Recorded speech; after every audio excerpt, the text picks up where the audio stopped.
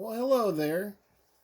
We haven't been on for quite a while, but this is Joe, And Ned, and we're going to talk about our five favorite non-creature green cards we have. And we're going to jump right into it. So let's start off with rampant growth. These are must-haves that we think and should be in every deck. And this is kind of a one card name, but there's a lot of different cards you can use of the similar type. But rampant growth is my number one card. That is a must-have. You gotta search your library for a basic land card, put that card onto the battlefield, tap, then shuffle. Rampant growth is a colorless and a green, and again, there's a lot of different green ones that do the same thing. yeah, that's pretty much stock in any commander deck that has green in the color scheme. You'll see a rampant growth in every single one of them. So our next card, and again, we're gonna move kind of fast because I don't have a lot of life on my phone at the moment. But my next card is Beast Within. Ned, go ahead. Uh, Destroy target permanent and controller gets a 3/3 green beast creature token. It's removal, it happens at instant speed. Yes, you're giving them a 3/3 beast, but in a pinch, it'll take a big problem and make it a much smaller problem. It is an instant that is two and a colorless. So now we have a couple honorable mentions, and there's two different cards we can look at that does the exact same thing. And one is a Sylvan Tutor. It's a green, and you can search a library for a creature card, any card, reveal that card, shuffle it, and shuffle your library, then put the card on top of it. The other one is a Worldly Tutor, which is, okay, right there. Search a library for a creature card, reveal it, then shuffle and put the card on top. They both do the exact same thing. One is an instant, one is a sorcery, so you're allowed to have both in your deck. And if you're playing green, why would you not? It's that good and very helpful for thinning your deck.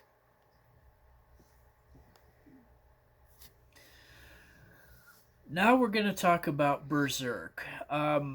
This happened to me back when Magic only had a 60 card format. It's absolutely awful.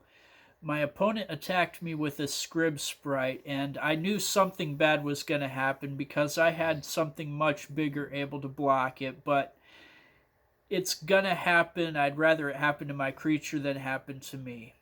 So he attacked with the Scrib Sprite, I blocked. Next thing that happened was Bloodlust made the Scrib Sprite a 5/1. Another Bloodlust made it a 9/1. Giant Growth made it a 12/4. Then Berserk made it a 24/4 with Trample. And just to be even meaner about it, he forked, which copied the Berserk to make it a 48 with Trample. Ouch. Never forget that moment, and it was one of the most painful moments in my Magic career, getting hit by a Scrib Sprite that was a 20 or a 48 with Trample. Ouch. No way to overcome that one, that's for sure. No. All right, we're going to get into our top five now for our non-green creature cards. And again, we're going kind of fast. I only have so much life on my phone. So we're gonna hit raking canopy. That is my number one. When it comes to green, you don't have a lot of flyers. So this is kind of an for me and also include because what it does is it prevents people from wanting to attack me when they have flyers. If they're 4 power or less, which a lot of them are. It is a colorless and two green, and whenever a creature with flying attacks, raking canopy automatically does 4 damage to it. Can't beat it. You attack with a 3/2. You attack with a 5/4. I mean, a lot of the flying creatures are in the 4 damage range, so you do four. It will do 4 damage before they even attack. It's a very handy utility card, and it hits all at once when they declare the attackers. So you don't even have to block necessarily because the raking canopy will kill it if they do send it. So we're on to your number one. Yeah, my number one is the circuitous route. Three colorless and a green. Search your library for two basic land cards and or gate cards. Put them onto the battlefield tapped and then shuffle your library. This is really, really handy, especially since the Baldur's Gate expansion printed a bunch more gates. If you're playing two or more colors and one of them is green, then circuitous route is a must because it'll let you grab any two gates that you want. That could be the Gateway Plaza, that could be the Guild Gates, that could even be Baldur's Gate. But it's incredibly handy because it's grabbing two lands. It's thinning your deck and it's mana fixing. Can't beat it. The next one I got is Overwhelming Stampede. Had to figure out where that is there. Um, I play a lot of creature decks. I have an elf deck, and this is almost an auto include. I did a 60 card deck, and I added this one into it. It was a pretty much a guaranteed win. Um, it is 3 and 2 green, so it has a little bit of expense. But until end of turn, creatures you control gain trample and get +X/+X, where X is the greatest power among creatures I control. You can't beat it.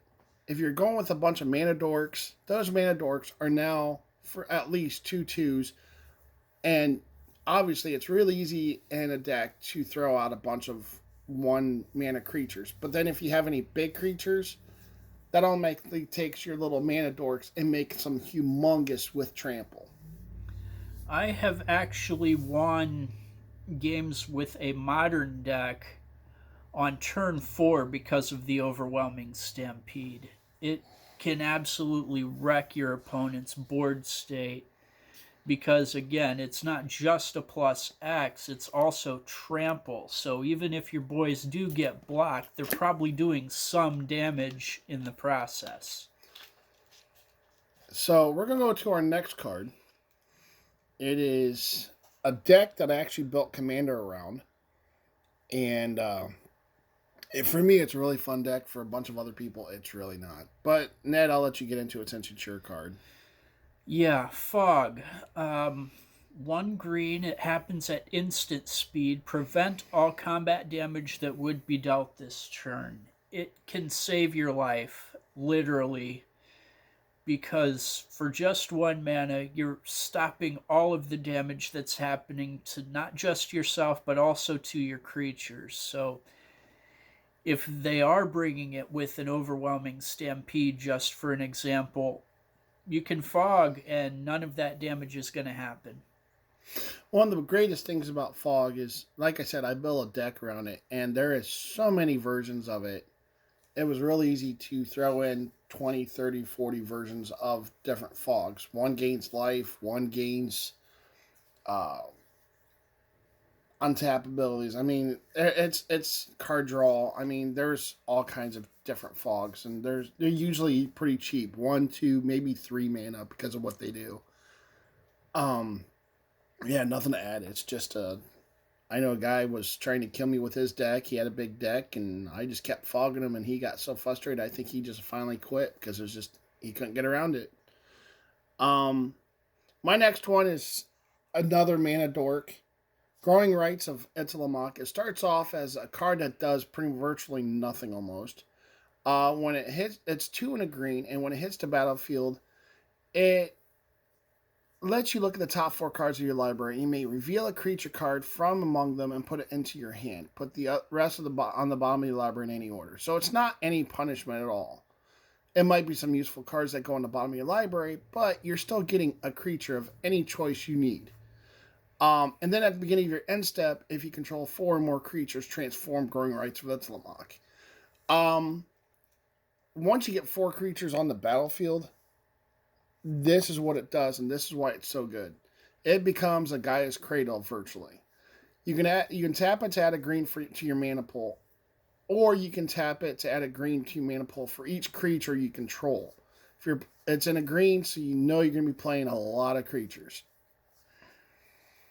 It's essentially a must for any deck that is creature heavy and you're playing green because for all the reasons you already mentioned, you're digging a creature out of your top 4 cards, and if you don't happen to have a creature, well, you'll have a better chance of getting it on your next draw because you've just put those 4 cards on the bottom of your library. You're not losing anything by playing it, and usually you will gain just by its very nature. And then after the transformation, it can get really obscene how much mana one land will generate. Absolutely.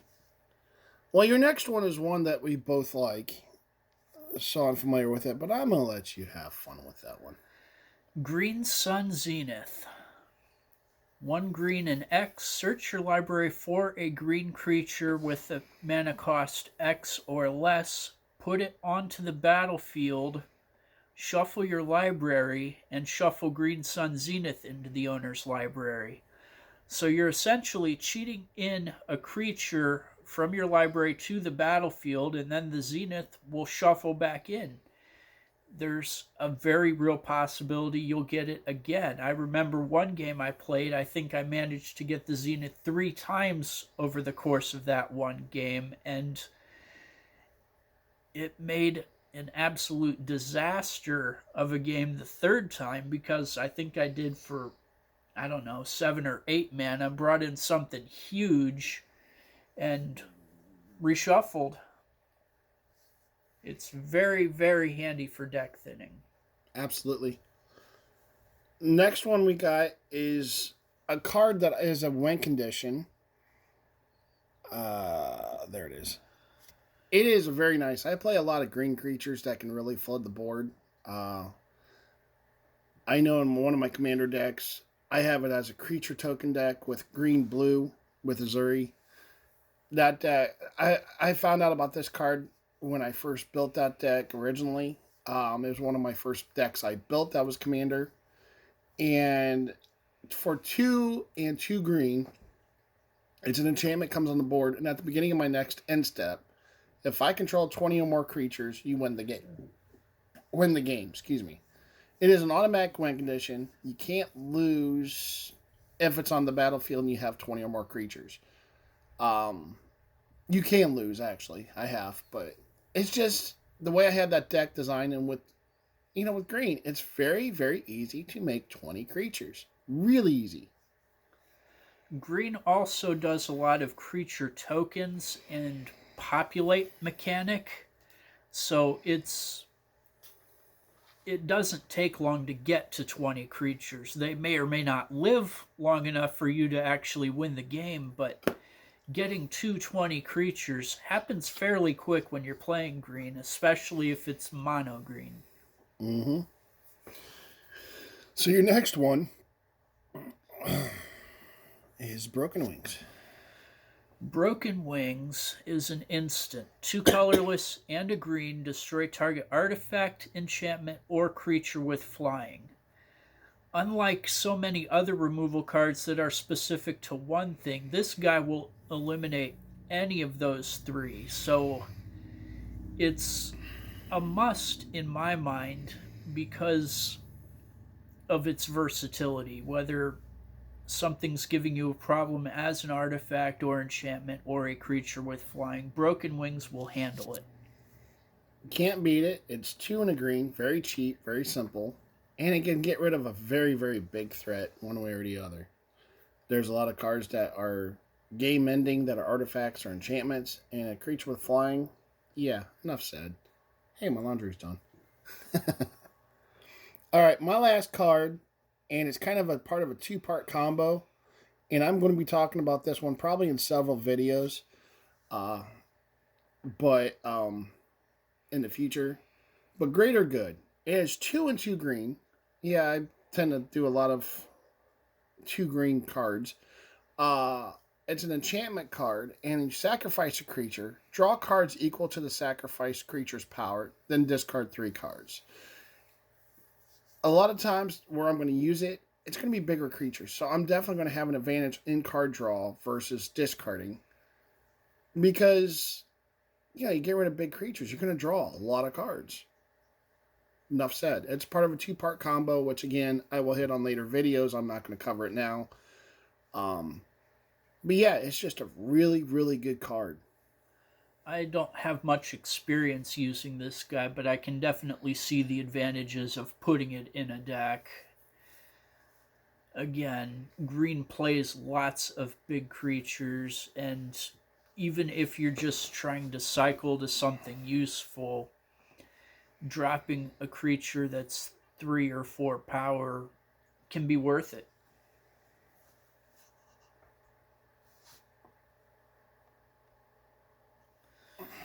And we're going to finish with something I discovered on accident, actually. The spidersilk armor. It's an enchantment, 2 colorless and a green. Creatures you control get 0/1 and have reach. That reach means that they can block a creature with flying, even if your boys do not. Now, if you combo that with a raking canopy, you're you're essentially able to stop anything that comes at you through the air because you're getting the extra 1 defense and you're getting reach. So if somebody's coming at you in the air, spider silk armor is a definite way that will handle that, and it does it for all of your creatures, not just any one of them. You can't beat it. It's 2 and a green, and yeah, most colors are heavy on flying. Angels in white. When you think of red, you think of dragons. You think of demons and vampires in black. And in blue, you think of Elementals and sphinxes. exactly. Green is a little light when it comes to flyers.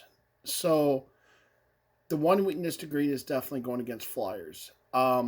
This card's definitely a big coverage. I mean, there's a lot of ways to help, but this card is definitely a big advantage. That's a must-have when you're playing green.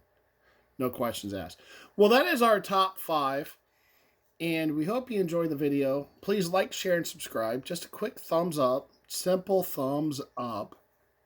And yeah, we're gonna throw out a bunch of videos coming up, but Christmas season, we're just really busy. So we'll try to keep things coming, and once the holidays is over, we should be a lot better at throwing a lot more stuff out there. But we hope you enjoy. Again, thumbs up. It's real simple. Like, share, subscribe. Give us a comments. What are your top 5 non-green creature spells?